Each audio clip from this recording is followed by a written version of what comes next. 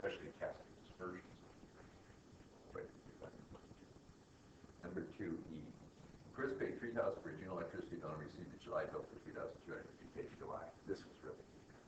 I wrote this personally myself. I like it. Chris paid $3,000 for June's electricity bill and received the bill for July. So what would that do? What would have happened in June?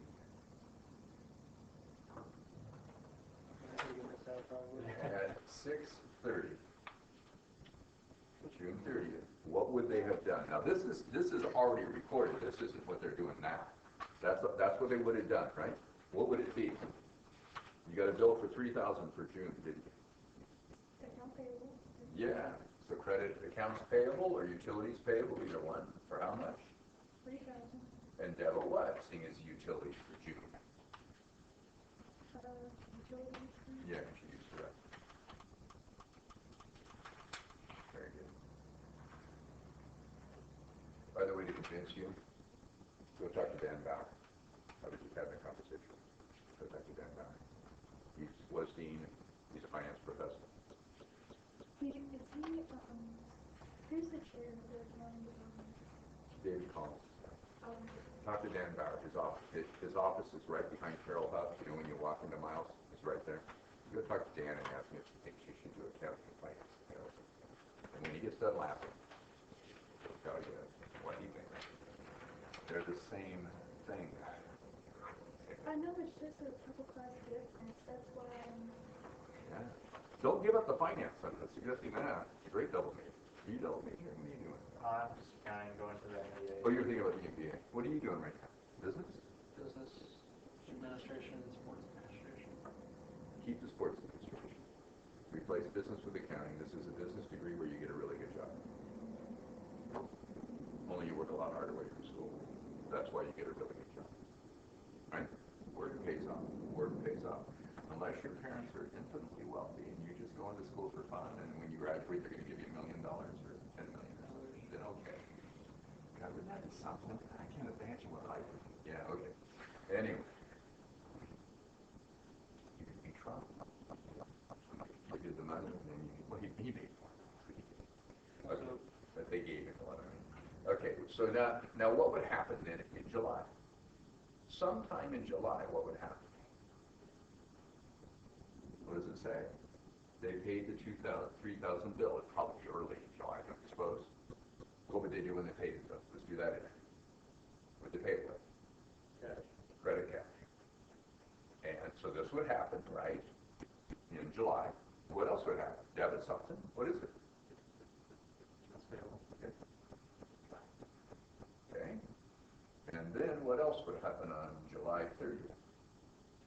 7, believe it or not. 7/31, I guess. What would happen? They'd make another entry just like this one, wouldn't they? Only this time it'd be debit utility expense for how much? 3,200, because the next month was slightly more than the previous month, right? And what would you credit for 3,200? We already know, don't we? What is it? Accounts payable. Yeah, accounts payable or utilities payable. Yeah. That's the accrual entry, isn't it? So here are the entries you're looking at. And then all it's asking you is what happens as a result of those entries. True? So here we go.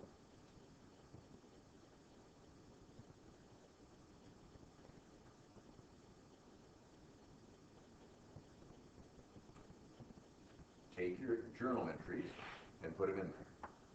Okay. This is a debit to a liability, reducing it. This is a credit to a liability, increasing it. What happened to your liabilities? They went up like This is an asset. What's that? cash. No, went down. Down by 3,000. Would you agree with that? This is an expense. What would that be? 32. 3,200. Do you see a revenue there? No. Is there an equity directly? No. But does the equity run through net income into retained earnings? Yes. What happens? Less net income by 3,200. Right? And therefore, less equity by 3,200.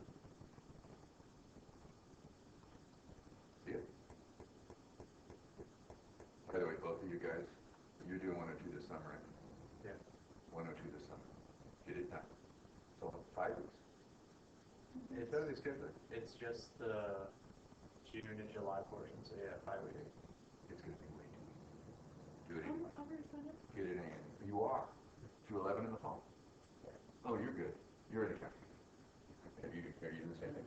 I mean, I'm signed up for it yet. Okay, let's sit down and think about it. Okay, we'll lay it out. And we haven't laid out your 5-year plan. We have yours. Yeah. Let's sit down. When you're done with your plan. Okay? And you too. And we'll see what it looks like. Then you can make an informed decision. Right? So you see the answers, guys? I have a question about the 200. Did you just give the 200 because of the equity? Like, I don't understand how you got that down. What did I do to accounts payable? Okay, because it is. I got it. All right. You can be slow if you want to. You got it? Yeah, you got it. You changed my I'm slow stuff. every day. You changed my equity expense and net income to 200 from 32 No, on my test. assets are down 300. Liabilities up Yeah. 200. Equity down 3,200. No effect revenues. My liabilities was wrong, but everything else was right. Well, it's still wrong. All or nothing. Well, I shouldn't have changed anything else if I did. I shouldn't have. No, I apologize. It's 3,000 down for assets, 200 up for liabilities, 3,200 down for equity. Right? And those two add up, right? 3,000 equals 200 less 3,200, right? Yeah. Then no effect revenues, 3,200 up expenses, and 3,200 down net income. So you only screwed up one of them? Yeah. Yeah. Shouldn't have changed anything. You still get the point. So what else do you want to do? Bank reconciliation and then some bond problems. Where would we find a bank reconciliation? I can make up a box, but Satan's bank lair. reconciliations are hard. What is that? From Satan's lair. The worst thing in the world. What is bank reconciliation? Yeah. Oh, gosh. Where was that at? What quiz was that at? It was test. It was in the test too. 539. Yeah. I wrote it down in the review. Here it is. It's in chapter 6. There's one on number 4 on the test. We could do that. Did you have trouble with that? I didn't do it. Didn't do it. I did everything else. Just let that piece out. Did you guys have trouble with that one? Or you want to read it down? No, let's do that one. Do that one? Okay. All right. You did not have trouble? It's okay if we work it in? Yeah. She's a trooper. She'll put up a tussle with you guys. Okay, anyway, so, all right. So it says prepare a bank reconciliation. It doesn't matter what it looks like. This is not a financial statement, right? In real life, if you're working out with public accounting for the company, you put the company name on it. If you're working a bunch of the bank reconciliation and the date, of course. But here we don't care. So I got per bank and per books. And what I'm going to do, and there's a variety of ways you can set this up, but this works. I think this is what the author did too, isn't it? Per bank, per books, okay? And we start with the beginning balance, right? Or the balance per bank and per books. Okay, so it says the bank statement shows 1,730. So that's where we're at, right? If that number agrees with the per books, I guess we're done. Got it? I mean, there were no reconciling items and no errors. That's highly unlikely. Okay, the cash balance per books had a balance on that date of 799, right? Okay. So there's a difference. So we need to reconcile. What types of things might the bank not know about and us know about? I'm writing checks every day. Do they all get to the bank at the end of the year? A whole bunch of them I wrote in a big company, thousands of checks. I wrote at the end of the year and I mailed them the last day of the year. Or even I did a wire transfer after banks close that day. They don't get recorded until later, right? They're not going to know about it. What do we call those things? Checks that we know we took out and the bank doesn't know about it yet. What do you call that stuff? Checks that are still out there? Outstanding checks, that's it. So what we're going to do is we're going to deduct the outstanding checks. Make sense? Is this common sense or what? How much is that? We're gonna deduct that. I bet those are gonna exist. I bet they're gonna be there. What else do we need to do? Oh, I might have mailed some deposits to the bank, or I might have even taken them back to the bank after the close of business at the bank, right? Put it in the Dropbox. Or I might have even done an electronic transfer after the close of business at the bank. Got the idea? So what's gonna happen with this thing? It's gonna be a deposit in transit, right? Instead of outstanding check, it's deposit transit. I've recorded it in my cash account. The bank doesn't know about it yet. Add deposits in transit. Anything? That's all it's going to be. Those two things we'll probably have. What other types of things might we have? There could be errors on the bank's books, but what do you think they usually have errors? All they do is handle cash in and out, guys. They have really good internal control over the cash. So I doubt if they're going to be screwed up. We might be, though. We might have some errors, right? Because we do all kinds of things besides cash, okay? All right, what else might there be that the bank would know about that I don't know about if you look at the bank statement? I would expect, what would you, service charges? Yeah. So I think it'd be less service charges, don't you? Why? The bank knows about them, but I don't. Could there be other things? Sure, they could collect a note for me. There could be NSF checks, non-sufficient funds checks, right? And then there could be errors. So there could be a variety of things. So let's see what there is here. It says a deposit of $160 representing cash receipts for June 30th is not on the bank statement. Well, of course not. It's on the way to the bank. So what's that? It's a deposit. Outstanding checks, you just gave them to you. You didn't have to go figure out what it is. What's that? $340. Bank service charges, $25. Right? By the way, are you going to make a journal entry for either of these two? What do you make, journal entries on the bank's books or something? They get real mad if you just showed up and said, I'm going to make a journal entry adding cash to my account. No, probably not. Okay, do you make entries on your own books? Of course you do, right? The bank knew about it, you don't, you need to get it recorded. And besides, the bank's not wrong. They just don't know about the deposit yet. They don't know about the outstanding checks yet. When they get there, they'll take them out, take the checks out, put the deposit in. True? Just think about what happens here. Okay? The bank collected a note for $800 plus 56 revenue. What's that? Oh, they collected it, they put it in my account, right?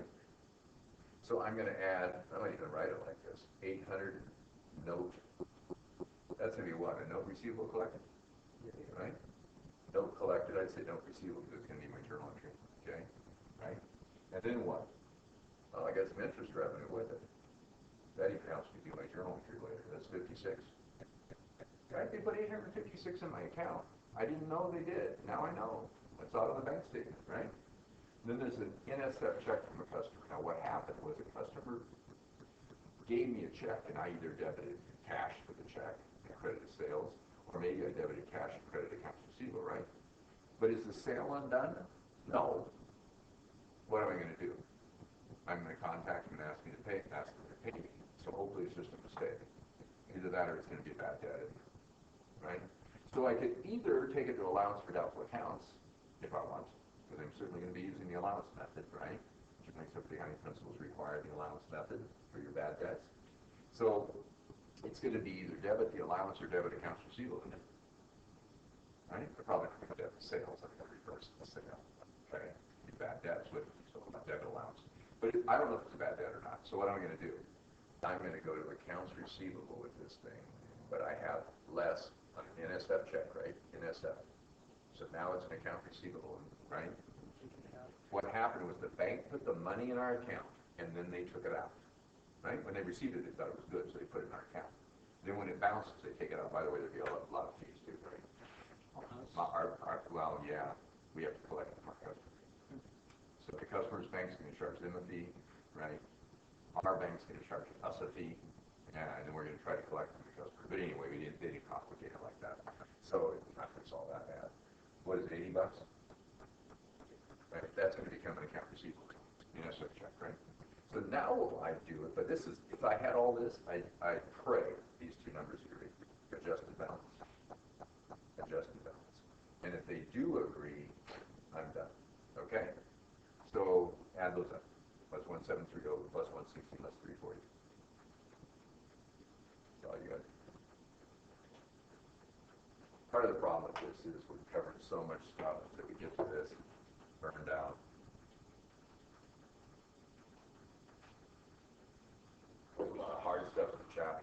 very much time on this easy thing. Yeah, they're both the same. Yeah, 1550. Yeah. That means something. Okay, they're not the same. I keep looking. Good. Well, this is simplistic the way they gave it to us. Let's do the journal entry because we did have to go find it. I think on the quiz I might have had to do more complex, did I? I'm not sure. I don't remember. Didn't do that one either. I don't think so. Let's do the journal entry for this. And we only do journal entries on our own books, of course. We don't do it on the bank's books. So what would our entries be? What would our entries be? These are these, right? What's the balance in the books? Key account for cash. What's the balance there? $7.99. I just computed what it should be. What should it be? 15. Got it. What do I need to do? Debit cash. How much?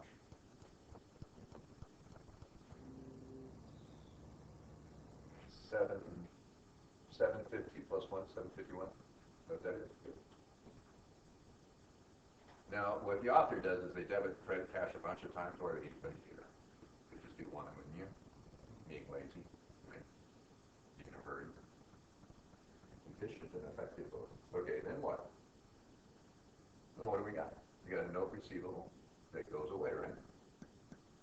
You guys agree if they paid me, it goes away. They deposit the money correctly in my bank, right? And they paid me interest. Interest what, you guys?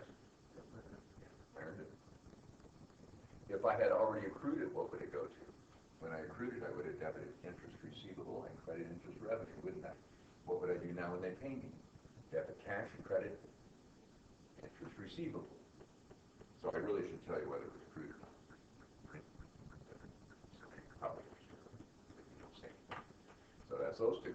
Now what? Service charge. What's that? We call it service charge expense. Credit cash, right? It's included in the 751. And debit service charge expense or bank expense or miscellaneous expense or something. Okay? That's fine. Okay? Then what? Account receivable, right? Debit accounts receivable or allowance for doubtful accounts. You can write it off. Right? How do you write off receivables? Debit the allowance and credit receivables, right?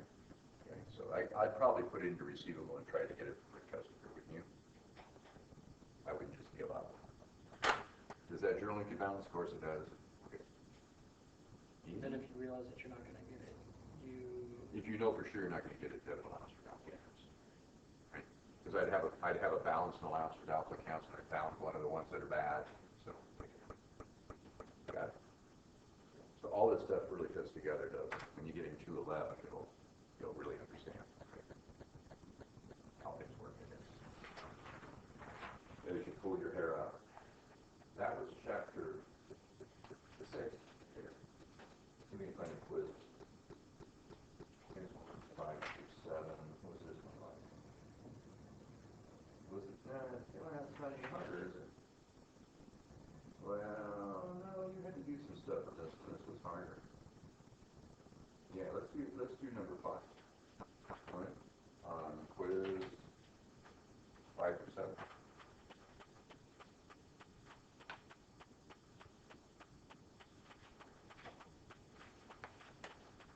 We'll do another one. And we'll do blocks. That's the other thing you wanted, right? Yep. And I'll make up one that you guys can work with. So did you get this one right? Yeah, this one. That one, I don't think I did. 5 through 7. I've got one here. Couple of you can share this one. Do you have yours? Okay.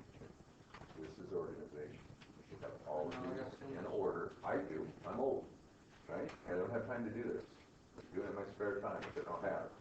I've got all mine in order. I just grab one, you know. I made sure I have all of them. You guys didn't do that. You did. Good. Lawyers will like that. Fumbling around for papers is not acceptable. Everybody does it, but it's not acceptable. Right? So, you know, you can screw up stuff sometimes. It's not as normal practice. Okay? The other thing I would suggest to you guys is it's really nice of me to give you this time.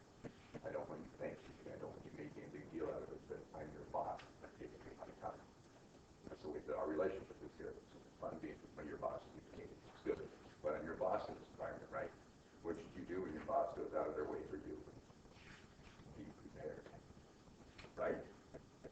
That, you know what's really good?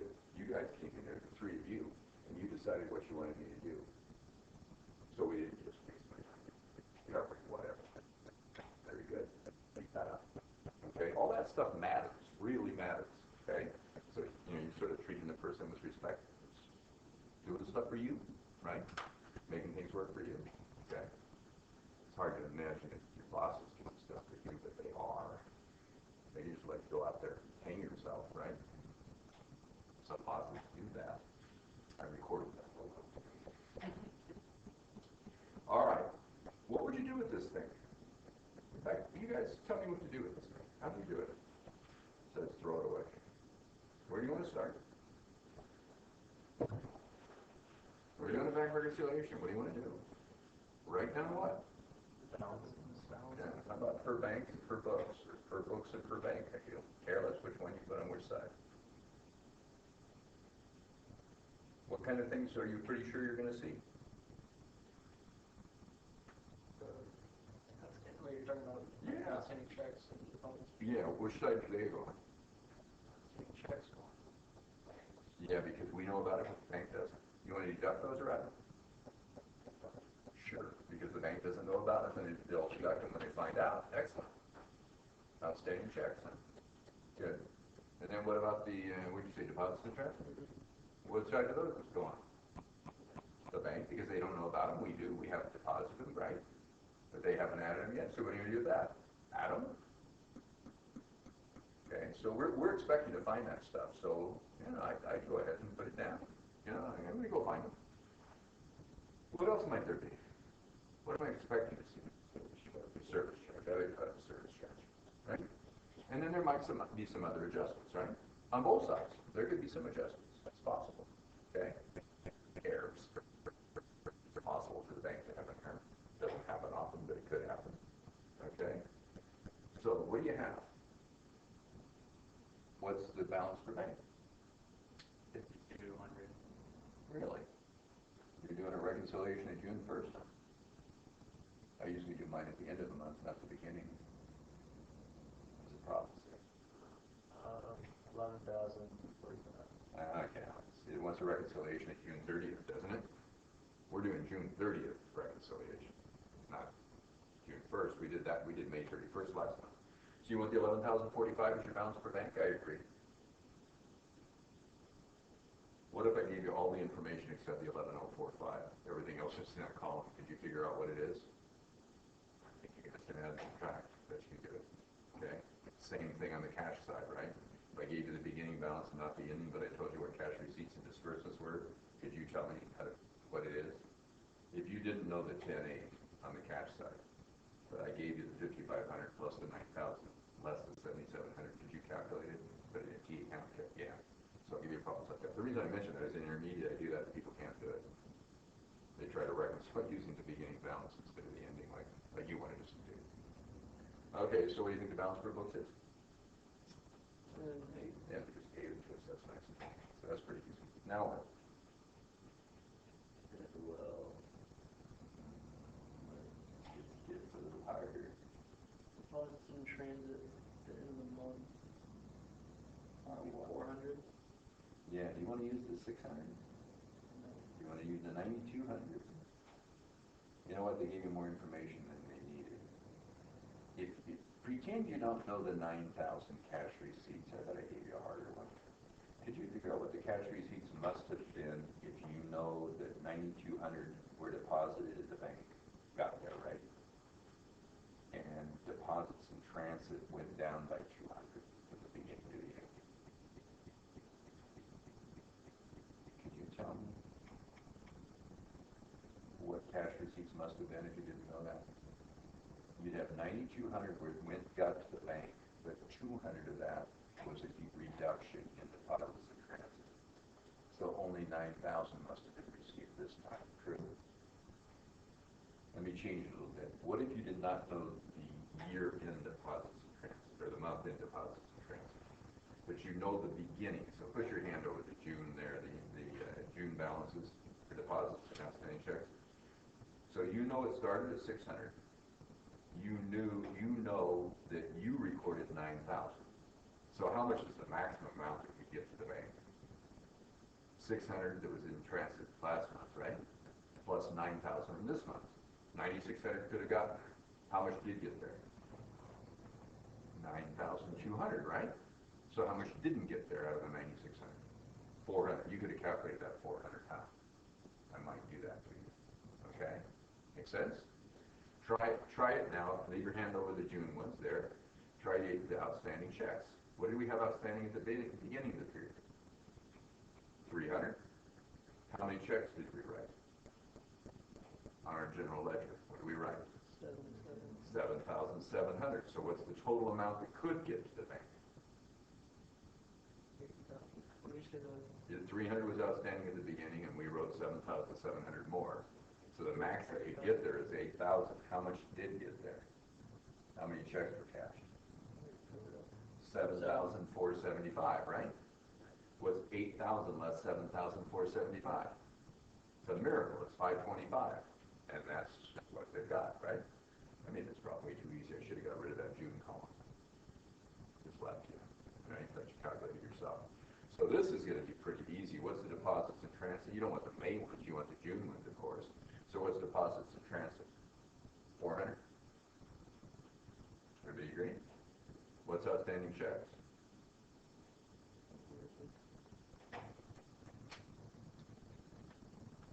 525. Is that right? Yep.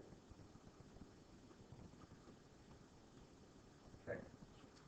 What do we have on the other side?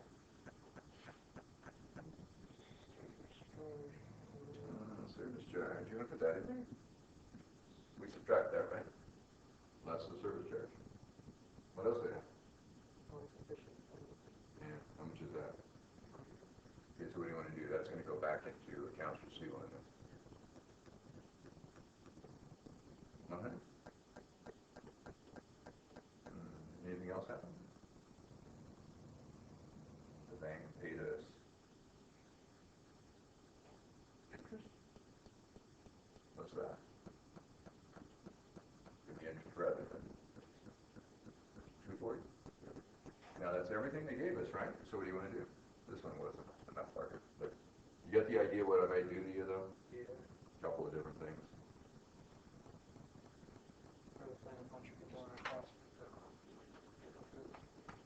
Just think. Let yourself think, right? You can figure anything out. The nice thing on this test is you're going to have the equivalent of 2 exams if you have 3 hours. So you're going to be comfortable. You're going to really know what you're doing. That's where we want to be, of course, when the class is done. So, before that doesn't matter. What are those out of? 10,000.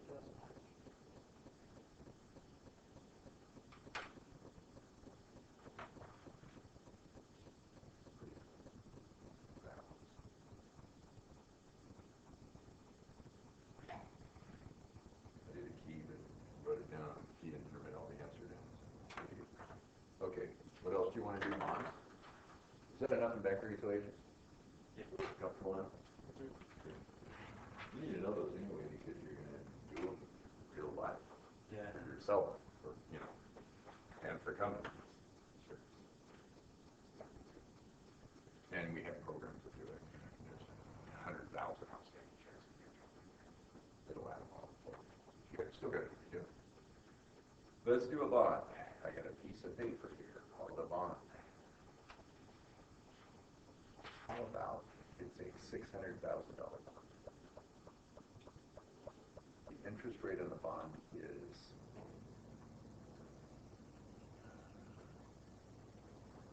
9%. Wow. Okay. Anyway, it's risky. And then it's semi-annual because they usually are. But what if I gave you an annual one? Just use the annual interest, right? Instead of cutting in half. There are bonds that are quarterly too. So semi-annual. Okay, let's have it due in 12 years. You have 12 in present value figures. No. Do it 12%. You don't have 12 years. We only have 10 to 20. Let's see what 12 years. It'd be 24 if you Oh, that'd be 40. It'd have to be 10 years. Because you got to double the number of figures, right? Yeah. In real life, you don't use tables, right? So you don't care what it is. But let's make it due in 10 years. Okay, and that's it, right? That's all you need, except what? The market rate. Yeah, the market rate. Market or yield or effective, you use any of those terms, they all mean the same thing, huh? See, good business terminology, right? You're developing business language here, you guys. I hereby decree that this company is even riskier than they thought they were going to be, and the market really doesn't like them. 12%. Okay? It's going to sell for premium or discount. It only pays 9, people want 12. Who wants this thing? Nobody, until you do what? Lower its value until it does pay an effective yield market rate of 12, right? So therefore it's going to be worth much less than the 600. That's a big spread, 3%, right? It's going to be a big discount. When would it be a premium? If the market rate is what? Less than the 9. If it was 8, be a small premium. If it was 6, be a big premium. Got it? Difference of the spread, okay, between those rates. Okay, so what I'd like you to do is value that, do both sides. So let's get the value first. What's its market value? And it's the same for the person buying it, the person issuing it, right? So calculate that for me, which is just the present value of the cash flows. And then what I'd like you to do is record for the investor and for the issuer. The investor is also the purchaser, right? Is also the borrower. The issuer is also the lender, is also the seller, right? All the same people. What I want is the issuance date, okay? I want the first 3 interest payments and amortization, effective interest method, and I want closing the deal out of the end, paying out of the end. How fast can you do this? 15 minutes? I bet you can. Everybody knows what they're doing? 3 interest payments, okay? So the original purchase and issuance, right?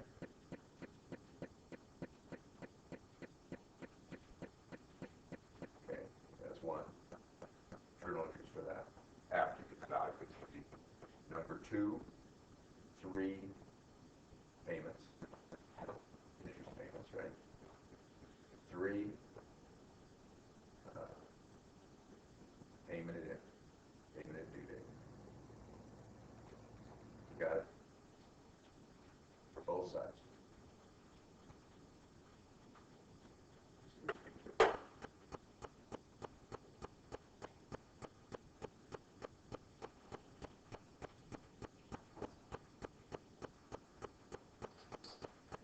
This is a pretty good session. Hope somebody listens to it. Hope it's repeated, I guess.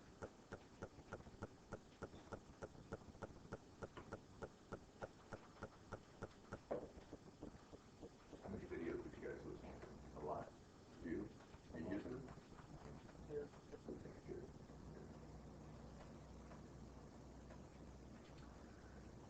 Repetition pays off.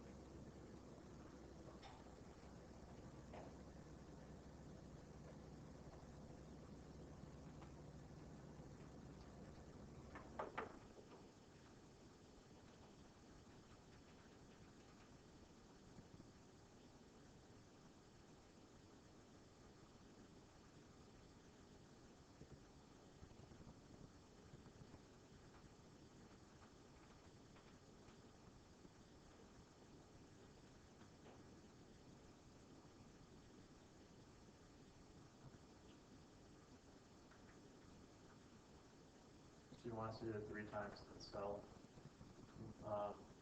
like, retire it. Yeah. Sorry.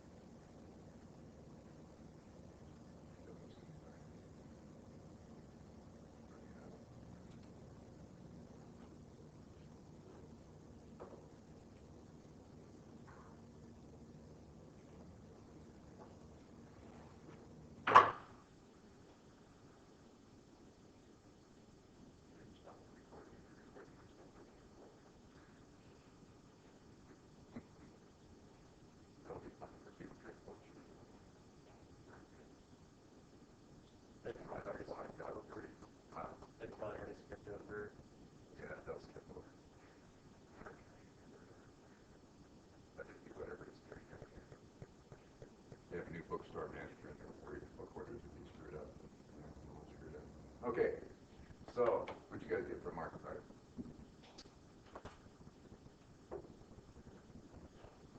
Value of the bond. What's going to sell for? Oh, so like just the total? Yes. Okay, I got 496,706. Everybody? I got 767. Okay, just wait till you Yeah. calculate your tables. Okay, so 497 490. Yeah, 496. plus 6. This is nice, huh? 770. 770. Okay. Close to that. Okay, how'd you do that for folks at home? I guess you guys know what you're doing. We have interest, right, which is an annuity. What's the interest payment? 600 times 9% for a year? Is that 54,000? Half of it's 27, is that right? Yeah. So it's a 27,000 payment. How many times do you have the payment? That's an annuity, right? It's always 27,000. It doesn't change. We assume the interest rate stays the same. Okay, what's our discount rate going to be, by the way? 6 months. Discount rate? You guys did do this, right? 6%? Okay. You had to. Well, do that or everybody missed it. Okay. All right. 6%, 27,000. How many periods? 20. 20 periods, right?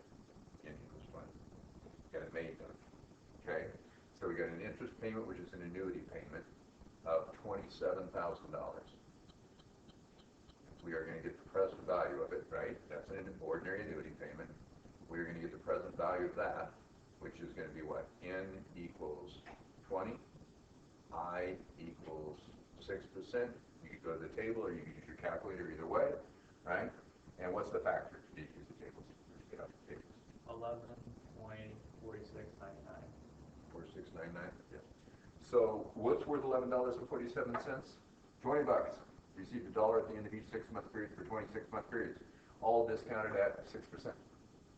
How much would you be willing to pay for that right now? Well, it's not a dollar. Right, a dollar 20 times at the 11.46, but you get $27,000, right? Your pay or receive. So it's 27 times 11.4699. 3,000. 300. Yeah, 309,000. Okay.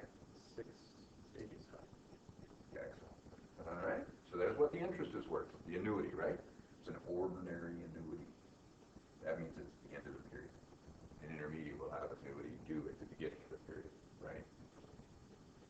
One period of interest is all it does. All right. And then what do we got? A lump sum at the end? So a future value 20 periods from now, right? 26-month periods from now. How much is that going to be? The whole 600, right? How long do you want to discount that for? 20 periods. At what? 6%. So N equals 20. I equals 6%. You can look it up in the present value of sum table, couldn't you? Or you just calculate it. 1 over 1.06 raised to the 20th. True? Or you put your calculator, it'll come out. So what was that factor? What's a dollar worth? Discounted 6% for 20 periods. It's 0.311805.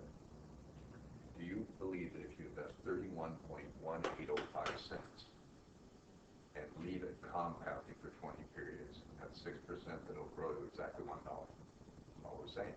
How much interest would you earn? 69 cents. Right? So what's that $600,000 worth? Each one's only worth 31 cents. 600,000 times 31 cents, huh? Times 0.31. What do you get for that? $187,083. And what happens when you add those two together? That's your value, didn't you? Okay, did you guys understand everything I just said? So you're not just calculating this now, you know what you're doing. That's how. Okay? Because it's going to change, right? Cash flows are all different at different times. You don't care what they are. You estimate the cash flows? You estimate how much, when, and what the riskiness is.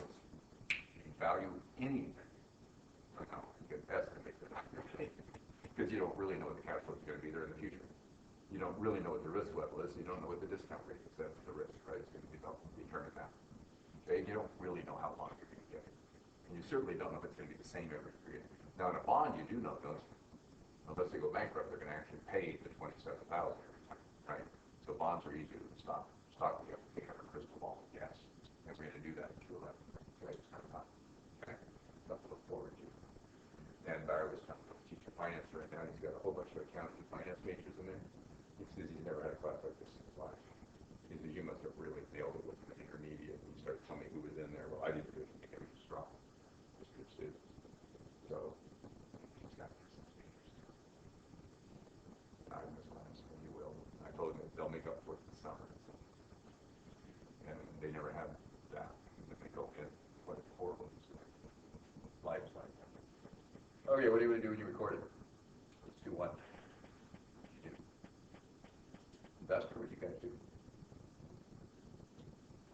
debited investment bonds payable. What? Or, yeah. Yeah, held to maturity. What if they're not held to maturity?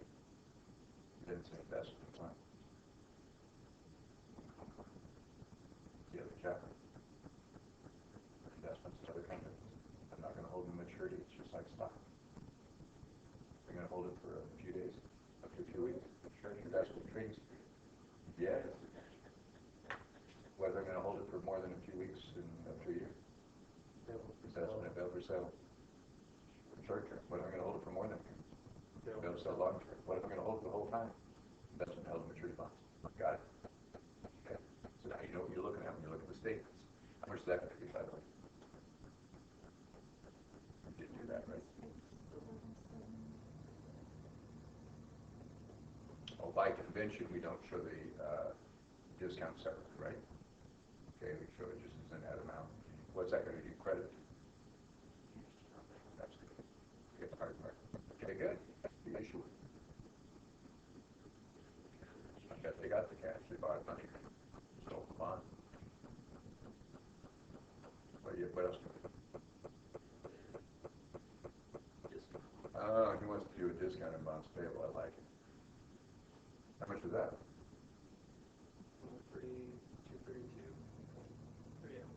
103. Sorry, my math was, I did this one. 230, yeah, so 103, 230. It's got to total what, guys? 600,000, and that's going to be the what? So what's the carrying value of this bond? 600 less 103, 230, right, which is 496, 770. And so the carrying value of both sides is exactly the same, right? Good. All right, so let's do your payments. What you guys come up with? See if you're the same on that. How much cash did you use? So the investor gets it. Got it.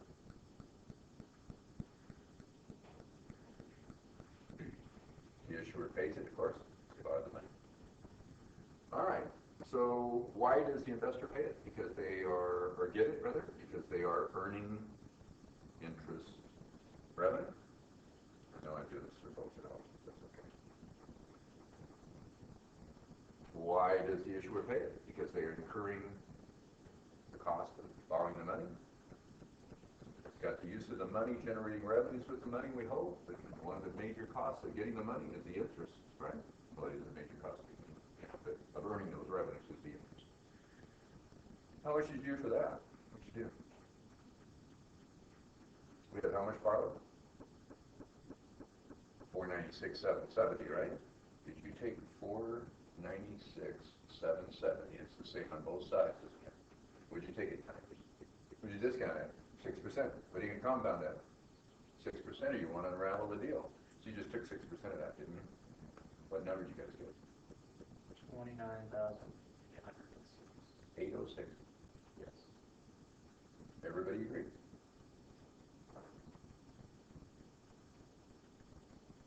All right. This is supposed to be high-level stuff, way beyond you guys. I need another debit. You got another debit?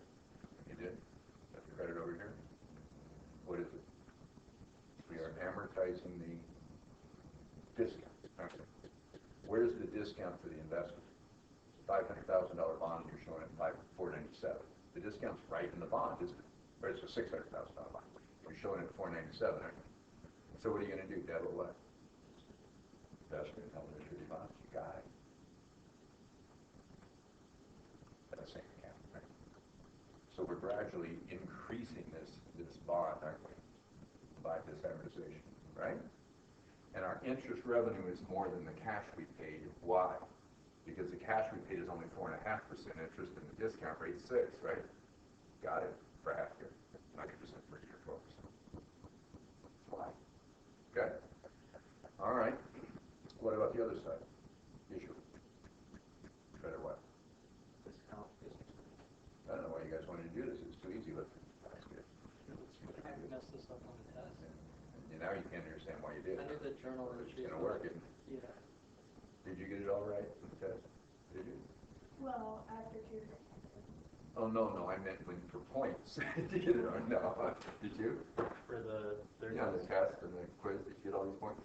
on the quiz, yeah, but I don't know about the test. 'Cause we didn't get Oh, you don't have it back yet, but you got it on the quiz? No? On the quiz, yeah, on the test, I don't. You don't know yet on the test. I never know how I did on the test or when I used to take tests. I never know how I did because I was so busy doing it. I just wait till I got it back. So that's too bad I didn't get it back. Okay. That was not going to happen. Okay, so now what happens? What did you just do to the carrying value of this bond?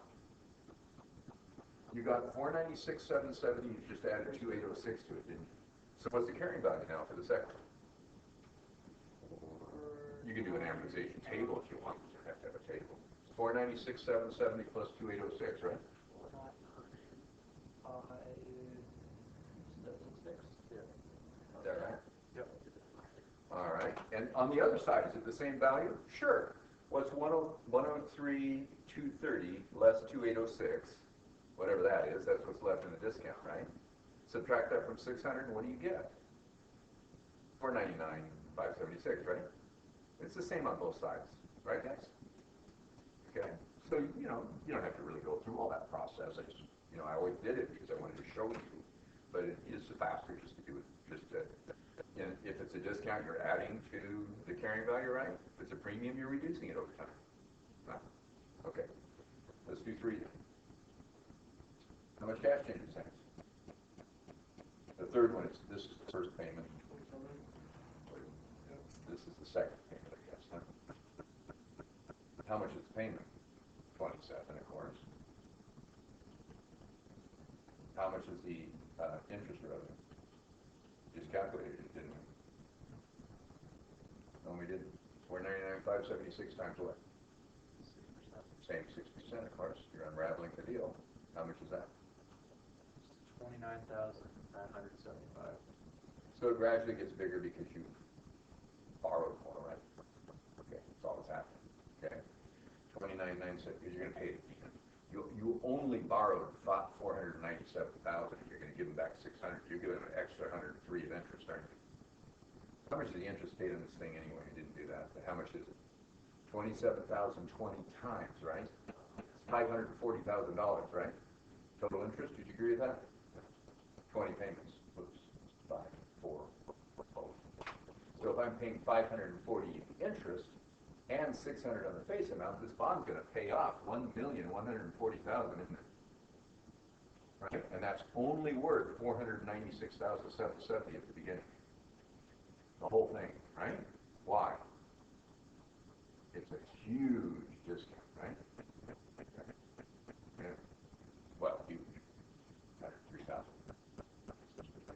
Okay, so then what do we have? Interest revenue was what? 29,975. And what else do you want to debit for the difference? 2,975, I guess. Investment held in maturity bonds, right? That's what you did. All three of you had the same numbers? Yeah. Okay. What will you do over here? Debit interest expense. How much? Same thing. 29. And I just give you one side or the other usually, although, I don't know, final I might give you both. Cash. Be happy if I do, right? Lots of points. What's this? More discount, right? Alright. I guess 4. Let's do one more interest payment. What's the carrying value now? So whenever, say, if like a market rate is less than the stated rate, so it's a premium, then would you debit premium on bonds? Yeah, what you'd have here is this would be more than 600, right? So then what you have to do is get rid of it. So the cash that goes out is more than the interest revenue, and you would have a credit over here of that premium going away. It'd be going away every time. Over here on the issuer, instead of having a discount, you'd have a premium over there with you. Okay, and then what you do is the premium would be amortized over here. Make sense? Reverse. So practice on that way too. Flip-flop the interest rates. Yeah. It's nice to realize whether you can have a discount or a premium before you start calculating, don't you think? So if you make a mistake, you get screwed up somehow, switch the interest rates or something, you'll know it's wrong if you get the wrong direction. Okay, what do you bet the entry is exactly the same? 20 times there. Kind of boring, although what we do is we do a spreadsheet in Excel. We do the first line and we fill down. I think it just fills it in for you. It's really nice. Okay. I should relieve that class probably. No, I don't know. Then maybe people learn how to do a spreadsheet instead of learning how to do accounting. Computers are tools, guys. Won't really do it for you. What's this one going to be? What's the new carrying value?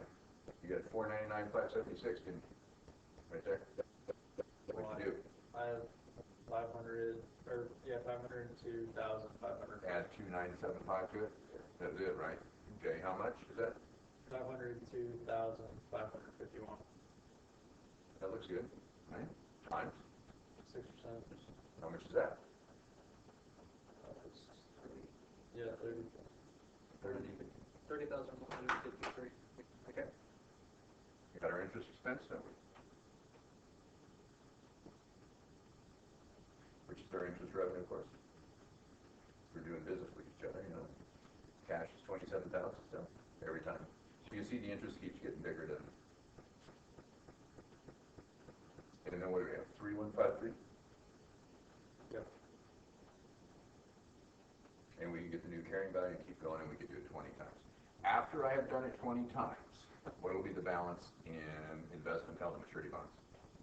600,000. 600, exactly, right? Yeah, you do the pennies there. Okay, and what's going to be the value in the discount on bonds payable by the end? 0. 0. So what's going to be left? Bond payable of 600. 600 on both sets of books. And now the easy entry, what's that going to be at the end? What's that going to look like? What happens to people who have the investment? Cash for 600. And then investment held to maturity. Got it. And it's gone. Okay. And on the other side, you gave up the cash. And what don't they have anymore? All right, got one more question. What was the total interest expense for this company? You don't have to add up 20 journals. You don't have to do it all. 40,000. You said that just the interest? No, that's the cash. I want the interest expense. The cash paid in interest was 540. Yeah. What's the total interest expense? You guys know that? The total interest expense you will recognize over the 20 periods, over the 10 years. This stuff gets kind of fun, doesn't it? You start understanding that it just fell against it. The, it's, that one. The 309,000. It's 1,140,000. Oh, 1,140,000 is the total amount you're going to pay, but that's not all interest. You loaned them money, so you didn't earn that much interest. Oh, it might be how much you get paid less what you loaned them. I don't know about you, but when I borrow money, the amount, if I borrow $100 from you and I give you back 110, I think I paid $10 of interest. If I borrow 100 from you and I give you back 120, I think I paid 20. What do you think? What happened here? How much did they borrow? How much did they borrow? How much cash did they give you? How much did the lender lend and the borrower borrow? Yes. How much got paid back? Not just 600. He said it. 1,000,000. 600 plus 540. Didn't they pay the interest? What's wrong with you people? They borrowed 500 and what was it? 497, 497, right? 496 something. And they paid back 1,140,000. Can you tell me how much interest there was? It's the difference. Let's not lose contact with reality here. So 644. I would think. Well, So 1,140,000 minus 496,000. 496.77. Yeah, how much is that? 644,000. But if I do the 77, it'd be 643,230. Yeah, which is what?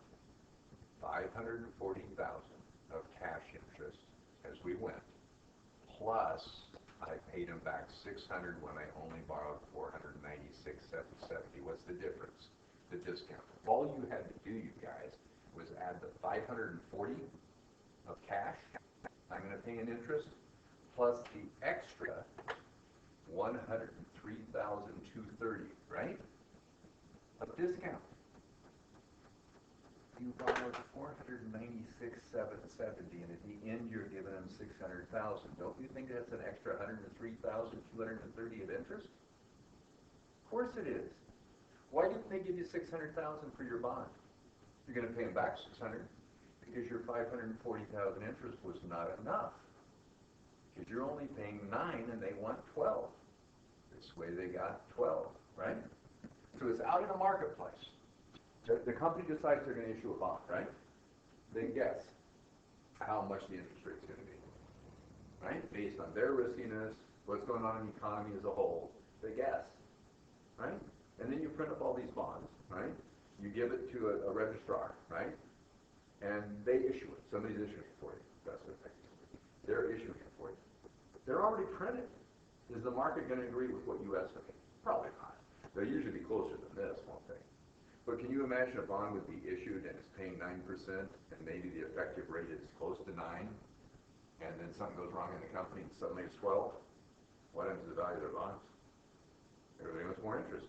Bottom line. So when you invest in the bond market, could it go up in value or down in value? Sure. Interest rates change, your bond value changes. Just like that. There's still risk on bonds. Just less than there is on what? Stocks. Got it? Okay. You're going to do finance. Your finance. You guys don't know yet. You're not. Yeah. You don't know yet. You're accounting and MBA. You don't know yet. Finances is your world. Right? It's your world. But it is for accountants too. Accountants that don't understand finance are worthless. Well, nah, they can do accounting. They can do financial statements, but they can't really analyze. And they can't really run businesses. Not really. Finance people that don't know how to read financial statements are worthless too. I guess they can count cash, in and out, keep it in the bank, or something, you know. But if you want to run a company, you want to be a financial vice president, you know both.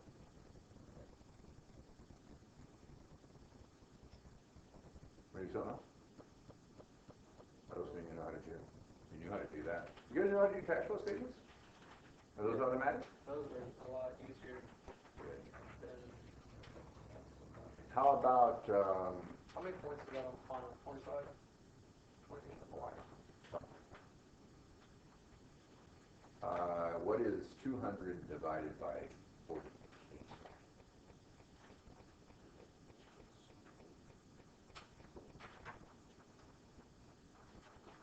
So theoretically, you should have an average of Be like 14.3. or 14. so 14 or 15 points per chapter. But some chapters will have less, will have more. So I don't know, maybe 20 points, maybe.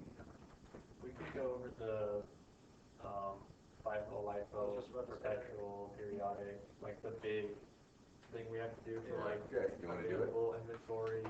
Should I make up one or we use one? Let's use the one. Well, We're going to run out of time. Maybe we'll use one. you want to use the one on the test, 5 and 9. You guys have allowance for doubtful accounts now, right? People, in intermediate, they were all missing it. I just don't understand. You know that bad debt expense, right? Okay, if you're estimating based on your sales, what are you estimating? If I take a percent of sales, what am I estimating? Bad debt expense or the allowance balance? What goes on the income statement of Here, sales? that. You're estimating bad debt expense, right? So you make the bad debt expense be that number, right? What if you are estimating based on the receivables, what you're not going to collect? That's the allowance. The portion of receivables you're never going to collect is the allowance. You take the allowance from where it is to where it should be, right? These are different things. If you're estimating for the income statement, you know what portion of sales you're never going to collect, that's bad debt expense. They're totally different, huh? And about half of the people will get one way and not the other. What are you doing? They're two different problems, right? Remember, they're two different problems. So practice that whole thing will happen. I don't know why, but people screw that up. There's depreciation. We didn't do that. We'll have other opportunities. We're in a weird class on Monday. And Yeah. The first one, on page 1, number 1, that was it, wasn't it? You have your answers there? Why don't you cover them up? Why don't you cover them up? You got a blank one? You got a blank one too? Yeah. Do you have a blank one? Can you cover, just put a cover over your answers there, so you can work it. You guys do it real quick. Do it real quick, and then we'll do it together. You get 15 minutes, and we'll make sure everybody's got the same answer. Or 10. You can do this in 10 minutes, can't you?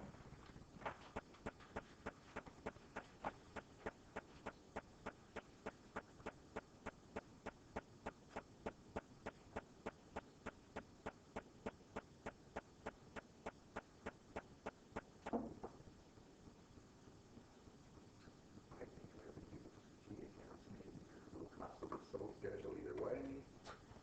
Keep myself organized, track my units, track my dollars. It's stuff that stays constant, right? Beginning plus purchases is available. And it's just whatever the ending is. Cost is all.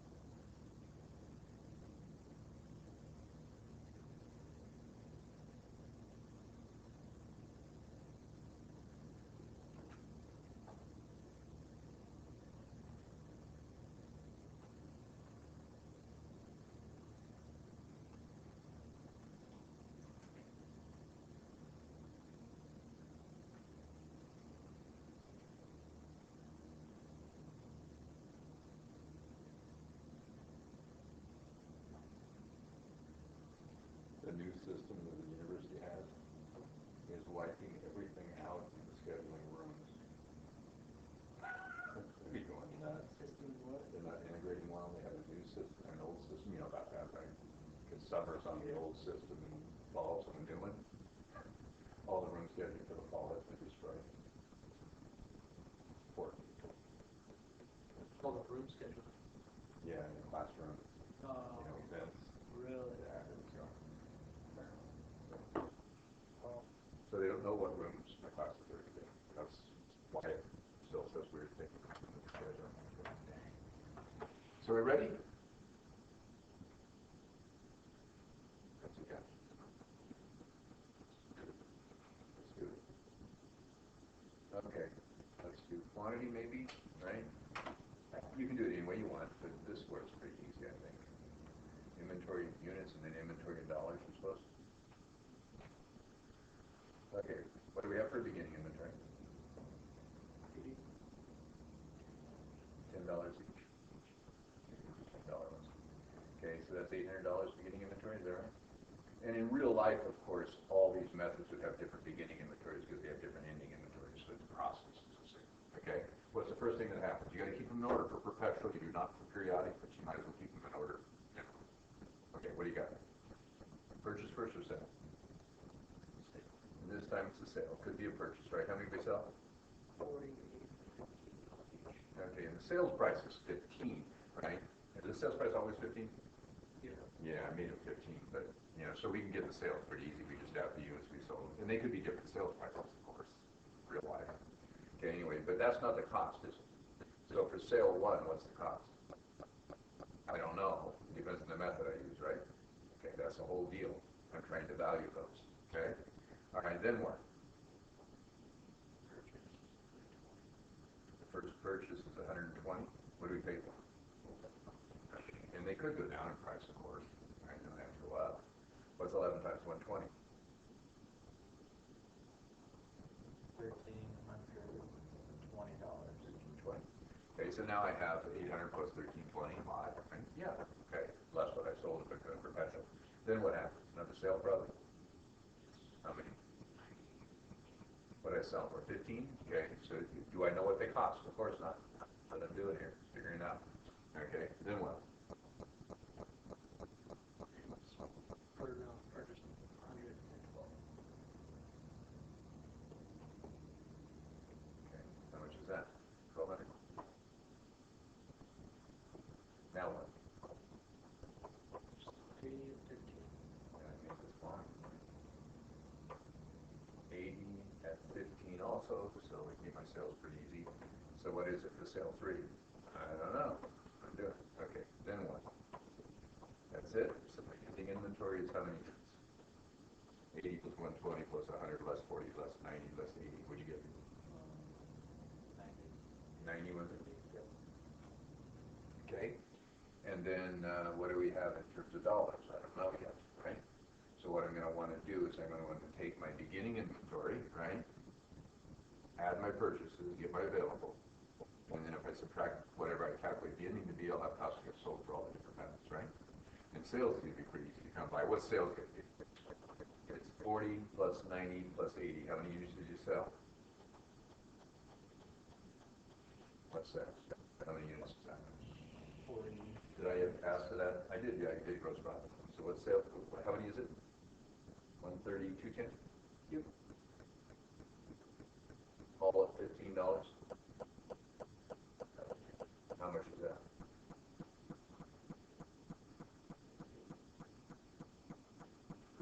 $3,150? Yep. So I'm going to use that sales for every single one of them, right? As soon as I know the cost of goods sold, I can take that over the cost of goods sold away from sales and give me my gross profit. So those are going to be easy. All right. So to get my cost of goods sold, a little different every time. I'm going to take my beginning inventory plus my purchases. It's going to be available, right? Less my ending inventory. We'll do it both in units and dollars, I think.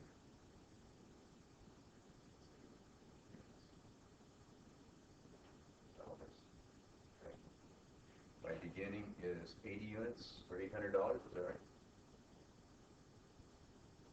Purchases are how much? What do we buy?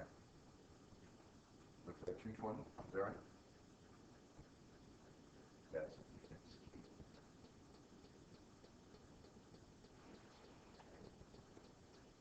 all right, so how many are available? 300 units?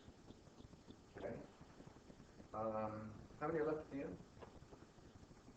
90. So therefore, how many were sold? 210, which we already knew, didn't we? So we're good. And now it'll be different dollars with the different methods. Okay. What's the total purchase price though? 1,320 plus 1,200. Is that right? 2,520. I do it right? Add to the 800 we had at the beginning. How much do we have? 3,320. Is that right? Yeah. All right. Let's put it. Okay. So for each one, we're going to get the ending inventory, and that'll give us cost of goods sold, right? And it's easier to calculate the ending inventory than cost of goods sold because there's only one item we're calculating instead of three, huh? Anything? Yeah. Okay.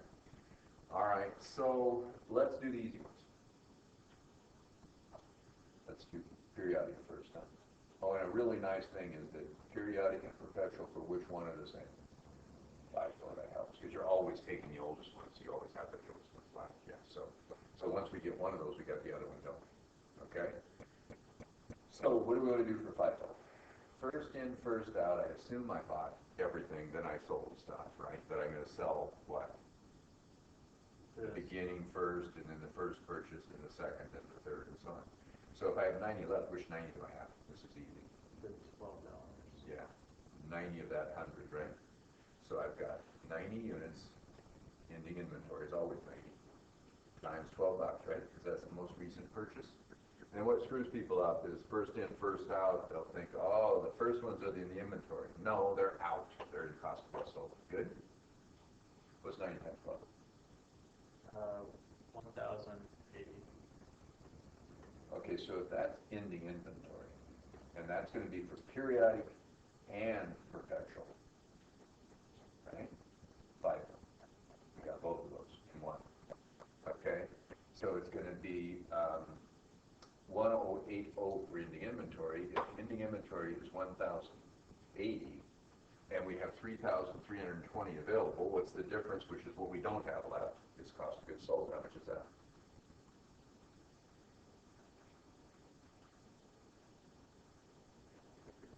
$2,040.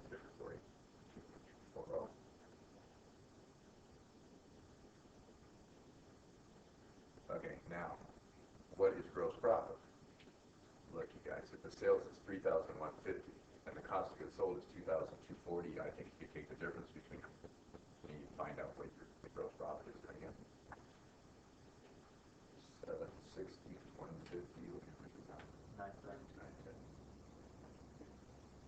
These are a joke. Really something. Okay, let's do periodic.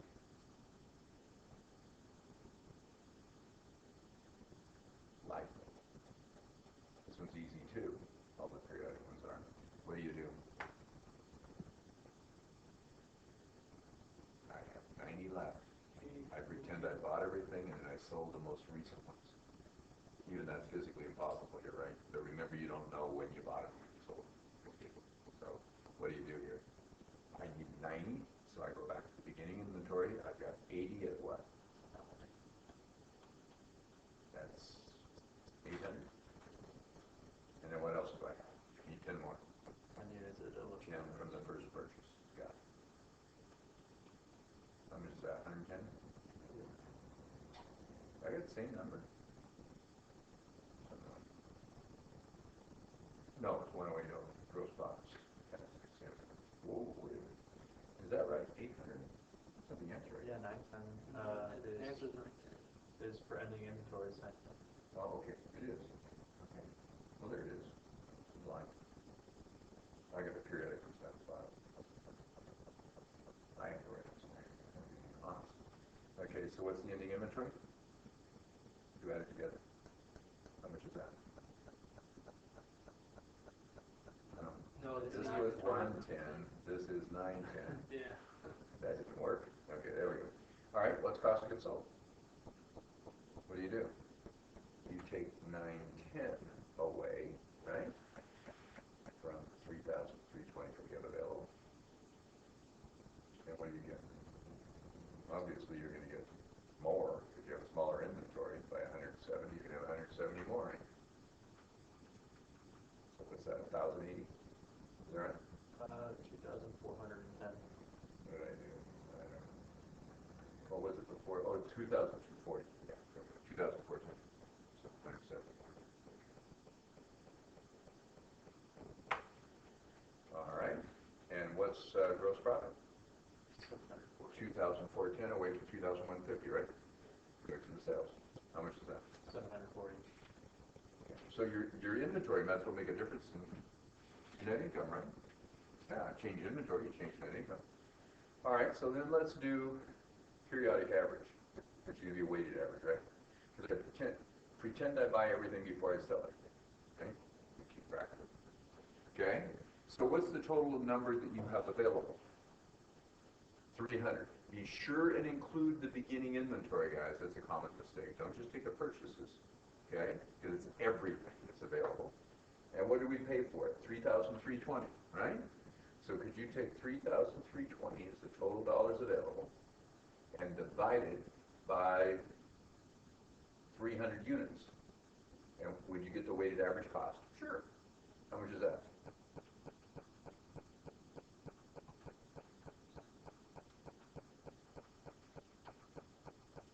Per year. 11.07. Okay, leave that in your calculator, okay? So your ending inventory is going to be what? How many units? 90, right guys? 90 units times what? 1107.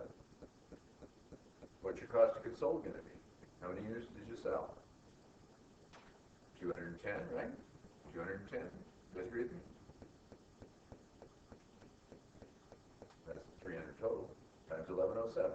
And if you multiply both those out, right, that's why I leave it in my calculator, you get it fairly accurate. We'll round to the nearest dollar. How much is that?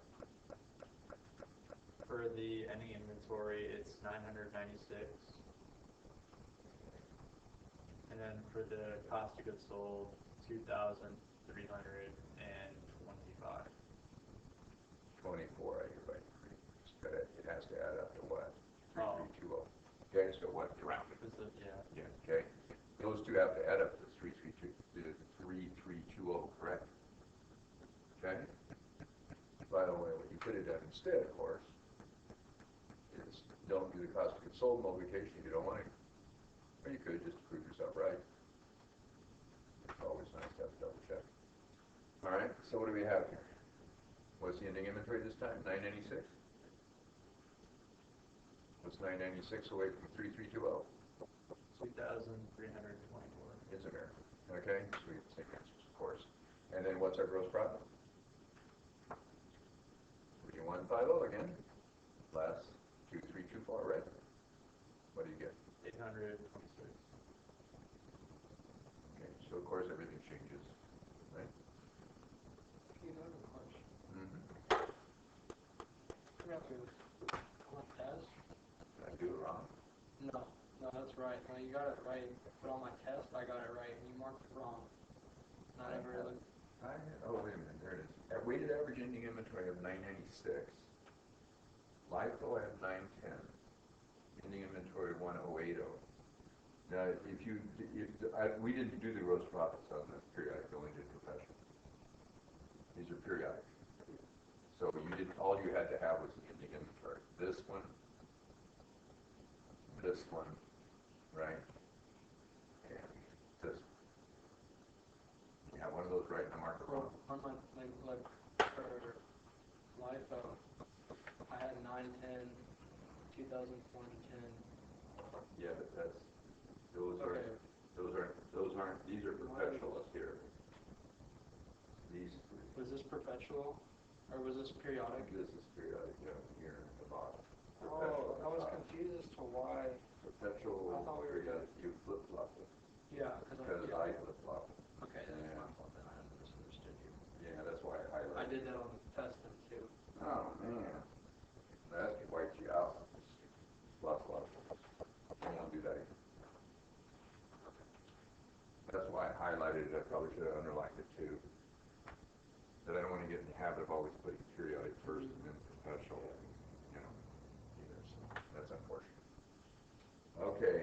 So then let's do perpetual, huh? Maybe the way we'll do this. Let's do a tool page display.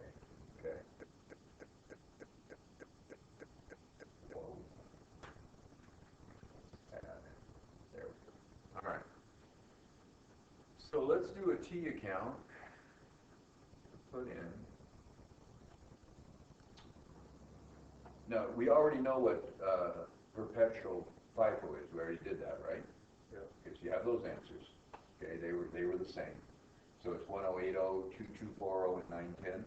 Right, guys? 1080, 2240, and 910. Okay. So now let's do inventory, and these are going to be perpetual. Perpetually keeping track of how much you have. Inventory, and we'll do LIFO. And the reason we have to do this separately from the periodic is you're keeping track of it as you go. You're making journal entries as you go, right? We're perpetually keeping track. Okay, doing this for us. Or it's really expensive inventory, and so we'll even keep track of by hand, even if we're real small. We're doing diamonds or something. Keep track. Okay, so what do I start with? Beginning inventory is what? 80 units, right? What we got? At how much? Started at 10, so what's my beginning inventory? 800, and we're just going to keep going. Okay, what's the first thing that happens? It's a sale. So if I have a sale 1 was how many units? 40. If I have a sale at the beginning, which ones could I possibly sell? The ones I have. $10, right? How much is that? 400. So what do I have left? Let's see. I had 80, I got rid of 40, how many do I have left? 40 units. This is a LIFO layer, right? And they're at $10, of course, because I bought them for 10, and my cost when I sold them was 10. So that's 400. So is 800 less 400? 400, of course it is. Okay, got it? Then what happens next? You bought 120 units. So now I have 160 units, don't I? These were at 11? Yep. And the nice thing about calculating it up front is you got it, don't you? 1320, is that right? Yep. Okay, good. So I've got 2 LIFO layers, 40 at $10 and 120 at 11. Which ones will I sell first? This is LIFO. The 40 units. LIFO. The 120, they Oh, go first. LIFO, Yeah, yeah. they go Okay. first, right? Last in, first out. Okay, so what are we going to, if it was FIFO, that would be true, but then we don't bother with this because you're always selling, right? The old stuff. Okay, so sale 2, I think, comes next. And of course, you could have a whole bunch of sales in a row, or purchases in a row. More likely, you'll have fewer purchases than sales. I think Walmart buys goods as often as they sell them. I doubt it. There's a purchase for everything you buy there. You buy in bulk. Sell them one at a time. Okay, so how many do we sell? 90. Okay, which ones? The $11 one. Yeah, the most recent one, $11. How much is that? 990. Okay, that's $990. Okay, by the way, what's the journal entry for that? $400 and now it's $990. Debit what? Selling this number. Cash. Wait, what? That'd be for the sales price, debit cash or debit accounts receivable. Credit sales, right? What's this? Wait, what are you asking? What's the 400? What would be the journal entry for that 400? Credit inventory. This is the inventory The account. first one we sold? Yeah. Oh, okay. Credit inventory, debit what, you guys? Yeah, we're calculating cost of goods sold, debit cost of goods sold, credit inventory, right? What's the 990 going to be? Same thing. That's cost of goods sold, you guys, right? This is cost of goods sold. All right. Anyway, I'm so mean to you guys. Okay, so now what do we have? What do we have left? We have 40 units at $10, 30 units at $11. Yeah, because we kept the LIFO layers, the old stuff, unless we deplete them, right? That's it. So 120 less 90 is 30 left of those, right? We got 70 units. 30 are at $10, or I'm sorry, 30 at $11, and 40 at $10, right? So how much is that? 330? Yep. Well, I don't know about you, but I think 1,320 less 990 is 330, right? Okay, good. Now what happens? Buy 100 units at $12. Okay, purchase 2, 100 units at $12. How much is that? 1,200. And I have 3 LIFO layers. My total inventory is 170, am I right? units. And my total dollars is whatever that is, up to 1,930 it looks like. And then what happens? You sell 80 units at $50, and you're using the $12. Okay, yeah, the $12 ones go first, huh? The most recent, excellent. 80 units at $12, how much is that, 960? Yep. Debit what? So, credit what? Inventory. What do I have left now in inventory? I need more room. You have 40 units at priced at $10, the 30 units priced at 11, and then 20 units priced at 12. You can see how you want to be computerized. If you have 100,000 inventory items and you're doing this, or 10,000 inventory items, 1,000 inventory items, and you have layers on all of them. Yeah. It used to be people do this by hand. No wonder accountants had it. Accounting had a bad reputation. There were lots of jobs for accountants where you did stuff like that. I've never had one of those jobs. 100 less 80 is what? 20 units? Yep. How much is that? It's 240. I like business. Okay, so anyway, right now, that's our inventory, right? 90 units that cost 570 and 970, is that what that is? Yeah. Okay, now what? After the sale, right? That's it. Well, that's the end of the problem? Yeah. Oh, well, there are only two. Okay, all right. All right, so now what do?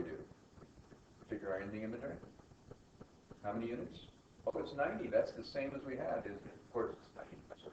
And what did I say it was? 970. 97. I've got it. What's my cost of goods sold? 2,350. 400 plus 990 plus 960. Cost of goods, how much? 2,350. Now let's make sure this still works. Okay? Let's go back up here. 970 is the ending inventory. Boy, this is too small. Didn't go all the way up, did it?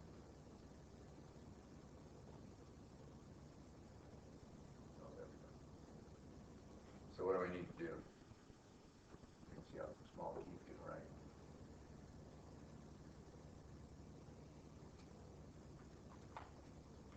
So what's the ending inventory? We said 970. That's 970 away from 3,320.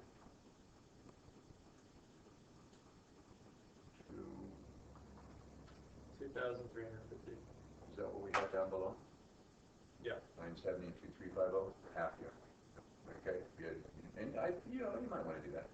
So I'm going to give them that cost of goods sold, this ending inventory. What's gross profit going to be? What were the sales? Remember? 3150? Oh no. What did I do? Never got that one before. It's like a puzzle. Whoa. Okay, that's cool. 3150, right guys? There it is. Subtract your cost of goods sold, what do you have? 800 for gross profit. 2350 gross profit is 800. Yep. Okay. You know what? Those are the answers I had. 970 ending inventory, 2350 cost of goods sold, 800 gross profit. Okay? Did you do the? How many of you had all the answers so far? I didn't Screw do something. the weighted average one yet. Oh, okay, hadn't done it yet. Did you screw it up something? Did you flip them again? Yeah, well, I did at the beginning. Okay. Oh, so now you're. That's why I said that to you. Okay, all right. So you'll never do that again. Okay. Perpetual moving average. Why is it moving average? Because it moves, right? It changes every time you buy something. All right, so it's basically the same thing. Beginning inventory is what? 80 units. Of course, it would be different in real life because the ending would be the beginning. That's 800. Okay. If you sell some, what's the average? 10. And we sell some, don't we? So sell one is going to be what? 40 units, was it? Yep. At $10. It's 400. What's journal entry going to be? It's perpetual. Debit. Cost of goods sold. Credit what? Inventory. Inventory. Good.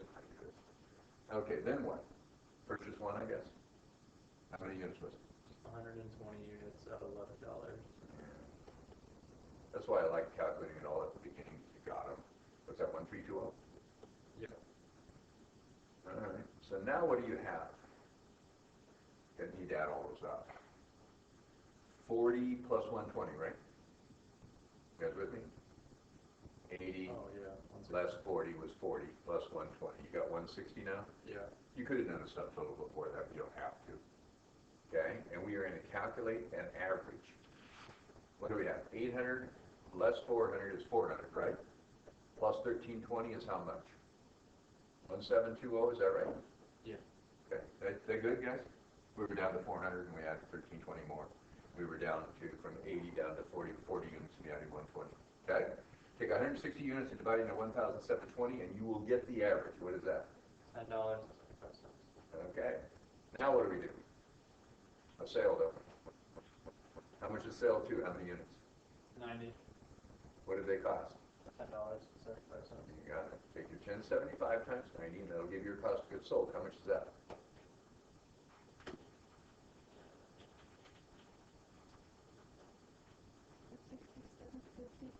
$167.50. 967. Oh, 967.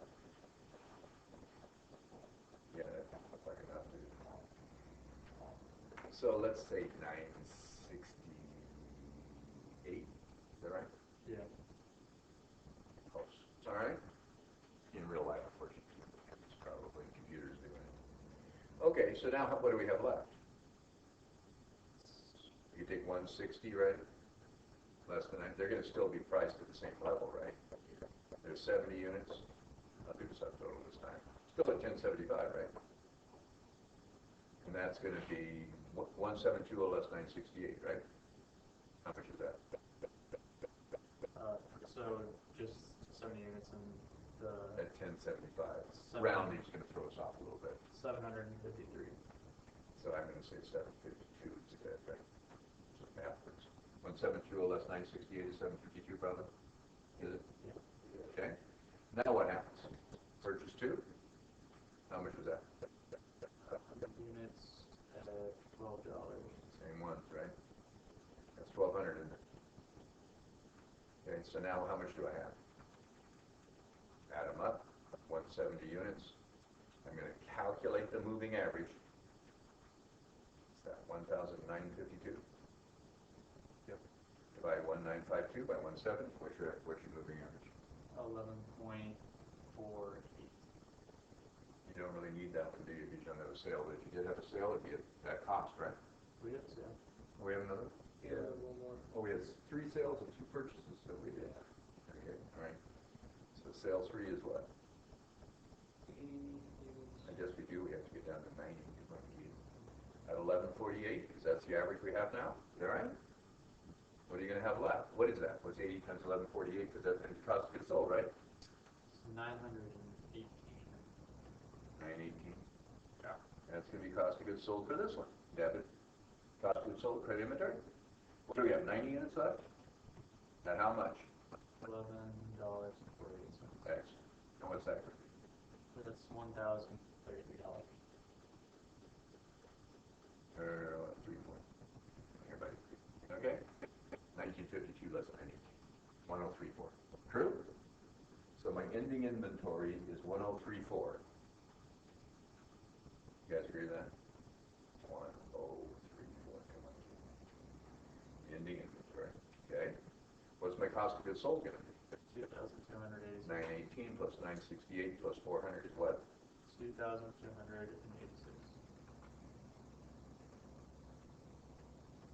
What's it going to make my gross profit? $864. How'd you get that? Cost of or Sales. sales minus cost of goods 3150, wasn't it? Less cost of goods sold at 2286. Let's prove ourselves right one more time. Okay? Stop. I'm tired.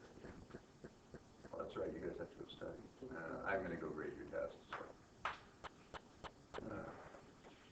2286. End of every semester. Ending inventory, no, the ending inventory is 1034.